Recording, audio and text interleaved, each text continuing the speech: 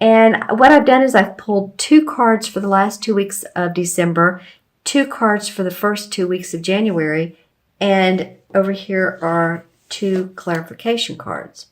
All right, so let me talk about them. This first card is a typical, this is an earth sign pentacle. So I feel like it's you all taking, I'm going to take these away and just look at December for a minute. It's you all taking a self-imposed time out, reflecting, reviewing, revisiting your work, how you're doing your work, replanning. You know, and we are in Mercury retrograde, which that started, I believe it started, December 3rd? The planet of Mercury went into a retrograde position, which means the planet of communication, which means it's a great time for us to slow down, not push so hard, but review our plans. And I feel like that's what you're doing here. And I feel like out of that comes this Ace of Swords, which is a blessing from the universe of great planning, great thinking. This represents the air signs, which would be Aquarius, Gemini, or Libra. Doesn't have to be one of them, but it's a thinking card. It's about planning. So perfect time to reevaluate so that you can come up with, this is the card of victory and success around your planning and your decisions. So I love that this card came up after this 7 of Pentacles. The Ace of Swords comes up. I love the Ace cards anyway. They're new beginnings, right? So these cards are for the last 2 weeks of December. So out of your revisiting comes accomplishment.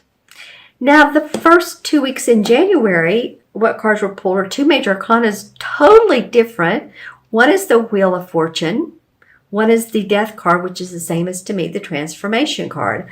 So the Wheel of Fortune is like the karmic wheels of fortune are in your favor. It's time for you to shine, Virgo. It's time, you know, your get up and go is got up and gone, and it's ready to pull you with you, or pull it with you so that you can experience abundance, freedom, manifestation, love, joy, happiness. What is interesting to me too is this Death card or this Transformation card comes when it's saying, if you're willing to transform what needs to transform, if you're willing to step out of your box and do something different, make some changes, if you're willing to give that relationship a chance, or if it's the end of a relationship, is say, you know what, I don't need this any longer, I'm moving forward on my own, yada yada.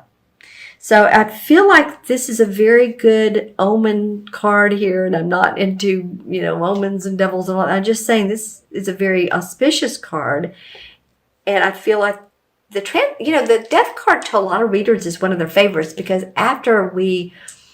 death is what rebirth, right? So you're coming through a death rebirth time, not physically, but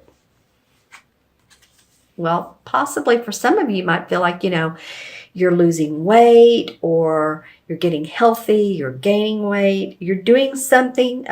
It feels like either about your money or your body. Could be love too. Could be. The 2 clarification cards that came out were the 5 of Pentacles and the 8 of Wands. Totally, again, 2 separate, different cards. This has to do with your body and your money. This guy's been through the ringer, hasn't he? I mean, he's just like, he has his crutches, he has bandage on his head. She's helping lead him out of the abyss that he's been into, the 6 of Pentacles would be charity, generosity. So it feels like she's leading him into she's the generous one, right? So maybe someone's been helpful to you. And I feel like this 8 of Wands is about movement with your work, hearing about new employment, opportunity, venture, capital venture, or whatever project that you've been looking for capital venture. I feel like you're going to hear some sudden news that's going to make you happy, and the Wheel of Fortune comes up. It's like, yep, this is your time, Virgo. You have here this Ace of Swords, you have this Wheel of Fortune going, okay, come on, we're ready to fly. All right, as long as you're ready for some changes. You know, it's the changes where our growth takes place. All right, so I'm going to look in the crystal for you and see what's up. This is the crystal for Virgo for mid-December through mid-January. What's up for Virgo? Some visuals have been very strong, and some it's more clear. Okay, what is that? If I knew where that was. All right, well, this could be a couple things. I'm seeing a bit of a boat with sails on it. So any of you all that are going on like a cruise or somewhere in the South Pacific, and you're going on a great, let's just say, sailboat, a beautiful sailboat, it's really going to make your heart sing. You're ready for the change. You're ready to be around possibly water. Some of you all. This could be a vacation, a playcation, and a business venture. I'm just saying, for some of you all, it might be business and pleasure combined. Having fun and talking about how can we make that bottom line work? Because I do feel like there's some exciting things coming up for you, Virgo. Let's see what else is coming up.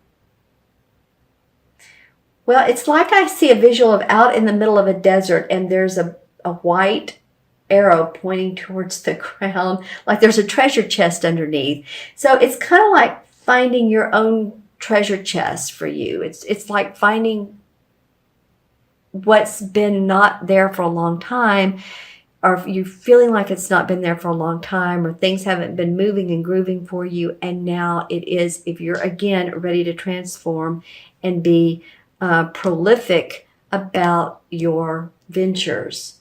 Okay, and then what color for the chakra, if any, for Virgo? Well, I'm seeing the full stream. It's interesting. The only one I don't see is the base chakra, which is the first. That has to do with feeling grounded. Not that you don't need to feel grounded, but I am specifically seeing the third chakra, which is about our inner power, and the fourth, which is your heart chakra. So just taking care of your stomach and your heart, as well as owning your inner power and speaking from your, express what you need to express. I'm hearing the word grandchildren too. So any of you all that have grandchildren, you may be taking care of them. You may be going on a vacation with them. They may be part of the cruise. So just saying, I feel like some of you are going to have fun with grandchildren, yours or others. Maybe they're others, right? Or children, possibly just children. Okay, Virgo, I'm going to count the cards. We have 7, 8, and 10 is 18, and 18 and 13 is what? 31. 31 and 5 is 36. 36 and 8 is what? 36 and 8 is 44. 44. Wow. I love that number. That was like, kind of like a wow and a how at the same time. 44 is a master number in numerology. It's 2 fours combined. So 4 is about structure. 4 is about secure, being organized. And 2 fours together are a master number that is very grounded. Let me put it that way, because 2 fours equal an 8. So it's a very grounded number. It's when you can make things really happen. For a lot of times, life paths that are number 44 people, if your life path is 44, then you came here to do some pretty great things. You're a master builder. Let me put it that way. You know how to build. You know how to make things grow. And I'm not just saying plants, businesses, ventures. Here we go. So I feel like that's what's coming up for some of you Virgos. You know, if this has been going on, then I feel like it's going to get better.